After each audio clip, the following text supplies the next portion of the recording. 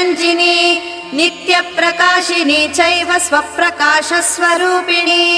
महालक्ष्मीर्महाकाली महाकन्या सरस्वती भोगवैभवसन्धात्री भक्तानुग्रहकारिणी ईशावास्या महामाया महादेवी महेश्वरी हृल्लेखा परमाशक्तिर्मातृका बीजरूपिणी नित्यानन्दा नित्यबोधा नादिनी जनमोदिनी सत्यप्रत्ययिनी चैव स्वप्रकाशात्मरूपिणी